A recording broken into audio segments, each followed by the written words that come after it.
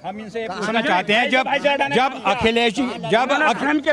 अखिलेश की सरकार थी, कांग्रेस की सरकार थी, उस टाइम में हमारे यहाँ सड़क निर्माण का टेंडर छोड़े गए, माफिया खत्म हो गए। वो कह रहे हैं माफिया, सारा माफिया यूपी से खत्म हो गए। सारे माफिया खत्म, सिर्फ समस्या उन्हें है जिनकी गुंडागर्दी जो है नहीं चल रही। बिल्कुल। ये जो लाल टोपी है ना, ये गुंडागर्दी के सिवाय इसके पास में कुछ नहीं धरा।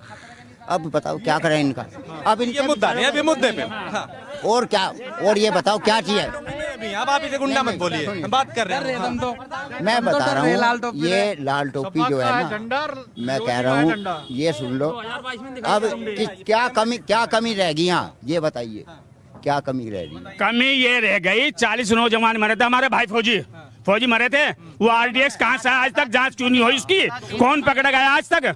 बताओ तुम मुझे। उसके बाद तो चुनाव हुआ, सुनिए उसके बाद चुनाव हुआ और उस चुनाव में तो और ज्यादा सीटें। कोई सुनो, ये मशीन हटा दो, पता चल जाएगा औकात का। क्या औकात है इनकी, क्या है? सुन यहाँ में से सुनो, मेरे घर में चुनाव होता है जब तो आपको 58 सीट मिलती है तो वह EVM ठीक है। अगर EVM अगर खराब है तो जब यूपी का, केंद्र का, सब्जियों के चुनाव होते हैं। मेरे घर में से 3 पीढ़ी फौज की वो नौकरी कर रही है। इनसे पूछिए है क्या कोई इनके घर में से? अभी जब अग्निवीर की योजना लागू हुई थी और फिलहाल में जो नए नए दल बदल कर गए हैं, वो पूरे उत्तर प्रदेश में अग्निवीर योजना के विरोध में जगह जगह नौजवानों को आंदोलित कर रहे थे। तो ये जो नौजवान है जब मत देने के जाएगा तो वो ये विचार करेगा कि ये किसके साथ धोखा। ये बताएं, ये यहाँ का सबसे अहम मुद्दा क्या है जिसपे आपको लगता है कि भैया? बेरोजगारी। कोई मुद्दा है, सारे मुद्दे खत्म। सुनो, बेरोजगारी, शिक्षा, चिकित्सा, चवन्नी भी नहीं है, ये तो दुवन्नी भी नहीं पाई। क्या हो रहा है? खिसियानी बिल्ली खंबा नोचे। ये रुपया हो गया, ये चवन्नी नहीं, अब ये रुपया हो गया। क्योंकि जब तक इनके साथ थे तो इनका वजन भारी था, आज वो उधर चले गए तो वो रुपया हो गया। पड़ा हुआ सड़क पर मेरा ताम झाम होगा। देख यार, देखो। एक मिनट भाई, एक सेकंड। चौधरी चरण सिंह जी ने तो कमाल करके दिखाए, गन्ने का भाव बढ़वाया और हम जमींदार बनाए 36 जाति। अरे देने तो गन्ना बनाए 36 जाति। चौधरी चरण सिंह की नजरों में कोई जाति नहीं थी, हम बेरोजगार थे, सब एक। जैन चौधरी पे हाथरस में लाठी बज रही थी, उस दिनों को भूल गया? वो कहाँ गए? 750 किसान शहीद हुए, उन्हें टिकट दे रही बीजेपी मार के बंगला खाली करवा दिल्ली। जो जंतर मंतर पर पहलवान बेटियां बैठी थी, उनका जवाब इस चुनाव में यहाँ की जनता देगी। किसान के पेमेंट का जवाब जनता देगी। और चौधरी साहब का जो सम्मान समाजवादी पार्टी के लोग करते हैं, समाजवादी करती है, वो भारतीय जनता पार्टी 7 जन्म में भी नहीं कर पाएगी। देखो जी, लोग बात कहते हैं कि विकास नहीं हुआ। विकास क्या है? विकास अभी जो है 10 साल का हुआ है। अब 10 साल में जब सड़कें बन गई, ये बन गई, हो गया। अभी विकास को और बढ़ने दो। अभी विकास 10 साल का हुआ है, जब 15 साल का होगा, 20 साल का, जब देखा क्या उन्नति होगी, हमारा देश विकसित होगा। जब विकास 20 साल का होगा, जब हमारा देश विकसित होगा। विकास तो जब होता है जब मोदी जी छोड़ गए तो घरवाली वहाँ। विकास कहाँ से पैदा हो जाएगा? विकास कैसे हो जाएगा? विकास इस बार हम मोदी जी के साथ 400 सीटों के साथ 3 ट्रिलियन इकोनॉमी की तरफ जा रहे हैं। और हमारा देश जो है चौथी 400 पार, लहसन पार हो गया। 400 पार, डीजल 100 के पार, पेट्रोल 100 के पार। उसकी बात नहीं करते ही है। सिलेंडर 1000 से पार। सिलेंडर कहाँ है? 1000 का सिलेंडर 800 रुपए से कम का है। सिलेंडर पहले ब्लैक में बिकता था, लाइनों में लगना पड़ता था। आज एक कॉल करते हैं, घर के बाहर सिलेंडर वाला खड़ा होता है। क्या ये स्मृति ईरानी सिर पे लेके सिलेंडर बैठ गई थी, आज 1000 रुपए का। हम इन दोनों कामों की सराहना करें। एक तो रोड बनाना और जनता को रोड पर लाना, इसके अलावा कोई तीसरा। ये जो दिल्ली सहारनपुर रोड था, ये रालोद ने पास करवाया था। छपरौली का हाईवे, टोटी का बिजली घर, रालोद चौधरी सिंह ने पास करवाया था। और बीजेपी ने ये इसका उद्घाटन किया था। लेकिन ये हमारे चौधरी अजीत सिंह ने पास करवाया था, ये टोटी का बिजली घर।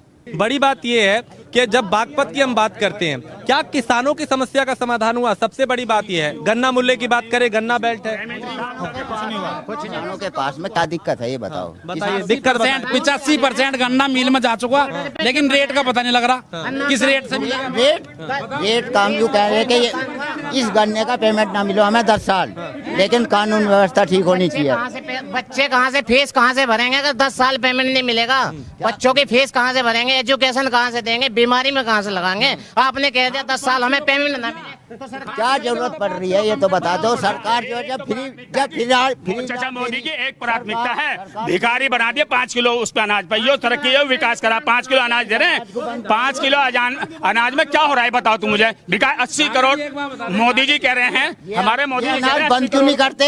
ये अनाज लेना बंद करो। काका जी से एक बात पूछ लो कि जो खाद का कट्टा आवे वो 5 किलो कम करके पैसे कुछ कम होने चाहिए या पैसे बढ़ने चाहिए? देखिए वजन घटा दिया, रुपए बढ़ा दिए। देखिए ये जो नैरेटिव भारतीय जनता पार्टी ने जो देश भर में नैरेटिव डेवलप किया है वो धार्मिक ध्रुवीकरण के आधार पर किया है, ठीक है। जबकि हमारे यहाँ की जो संवैधानिक व्यवस्था है और कॉमन मैन का भी ये मानना है वो सहिष्णु है, वो भाईचारे में विश्वास करता है। तो समाजवादी पार्टी भाईचारे में विश्वास करती है और जो ये 26 अप्रैल को चुनाव होने जा रहा है निश्चित रूप से बागपत लोकसभा क्षेत्र का लगभग 16.5 बात बताइए, उधर देखिए बड़ी संख्या में समाज। लेकिन एक बात बताइए, 1 मिनट, एक सवाल ये भी है कि एक तरफ हम मोदी जी को देख रहे हैं, योगी जी को देख रहे हैं, बीजेपी के दिग्गज सभाएं सब कर रहे हैं, अखिलेश यादव कहाँ है? बिल्कुल, अखिलेश यादव बराबर प्रतिदिन कार्यालय के बाद प्रतिदिन किसी ना किसी जिले में है, प्रतिदिन। ये आपको नहीं लग रहा चुनाव मुहाने पे अभी आप घर में ये मीडिया समस्या हारने के बाद में अपनी समस्या अगर वोटर साइलेंट है। वोटर साइलेंट नहीं, आपके नेता क्या कर रहे हैं? वोटर तो साइलेंट। अगर कोई सुनिए अगर कोई नेता एक दिन में सबसे अधिक व्यक्तियों से फेस टू फेस संवाद कर रहा है तो अखिलेश यादव कर रहे हैं। कहाँ कर रहे हैं? बिल्कुल कर रहे हैं, घर में? रोज नहीं, घर में जनपद में है, हर जिले में घर में बैठ के हारने की समीक्षा कल कन्नौज में दे, फिर कार्यालय आए, फिर लोगों से मिले वहाँ, ऐसे तो कोई भी नहीं मिलता। मैं कह रहा हूँ कि घर में एक मिनट हमारे चौधरी चरण सिंह जी ने ये तो अब हमें याद हो गया ये वाला डायलॉग। जमींदारा खात्मा करके हम 36 जाति को जमींदार ठीक सुनो और गन्ने का भाव बढ़ाया। चौधरी अजीत सिंह ने मिल बनवाए, टोडी का बिजली घर बनवाया। अच्छा, और चौधरी जयंत चौधरी जैसे नेता बेदाग है ही नहीं। ठीक है। लेकिन देखिए ये आपने सुना था, आज कम से कम 2-2.5-3 हजार रुपए का ये प्राथमिकता है चाचा मोदी की। वक्त मेरे पास कम है, आखिरी में मैं एक कमेंट आपका लूंगा। एक सेकंड, मुद्दा आपको क्या लगता है? क्योंकि आप बात कर रहे हैं इसकी कि सरकार ने कुछ नहीं किया, एक मुद्दा बताइए जिसपे आपको लगता है कि अगर इस सरकार ने किया तो परिवर्तन होगा। सुनो, हम ये चाहते हैं जो हमारे जो भाई हैं बेरोजगार हैं उनको रोजगार दिया जाए। रोजगार एक बड़ा मुद्दा है, ये चुनौती बड़ा मुद्दा है। महंगाई सबसे बड़ा मुद्दा है। चीज जो है कानून व्यवस्था, सुरक्षा, स्वास्थ्य, शिक्षा, सब पे जोर, सबका कानून व्यवस्था। सुनो, इंसान को जीने के लिए 3 चीज की जरूरत पड़ती है, रोटी, कपड़ा और मकान। ऐसी कोई सरकार नहीं आई जिसने जो है कफन पे भी जो है GST लगा दी हो। अगर कोई सरकार आई हो तो आज तक बता दो। ये सुनो मुझे मेरी बात पूरी हो जान दो 1 मिनट।